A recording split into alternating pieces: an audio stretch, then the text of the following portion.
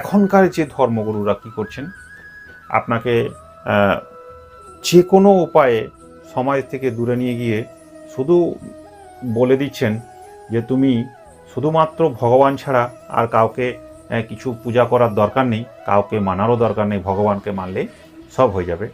সেটা যে ভগবানই হোক না কেন, বিশেষত এখন যেটা দেখি সেটা ভগবান কৃষ্ণের প্রতি এটা বেশি হচ্ছে। অর্থাৎ কেউ দেখছি একটা ছোট বালক কৃষ্ণকে নিয়ে ঘরে দোলাচ্ছে, খাওয়াচ্ছে, ঘুম পাড়াচ্ছে, সমস্ত কিছু করছে, বাকি দিন দুনিয়া তার কিছু জানার দরকার নেই। মাথাতে ঢোকানো হয়েছে যে ভগবানকে জেনে গেলেই, ভগবানকে পূজা করলেই, ভগবানের সাথে থাকলেই আপনার সব জানা হয়ে যায়। তো আমরাও ধর্মভীরু মানুষ, অনেক সময় ভয়ে ভক্তিতে কোনো ধর্মগুরু, এত বড় ধর্মগুরু এত কিছু বলেছেন, তাহলে হয়তো ঠিকই বলে হবেন।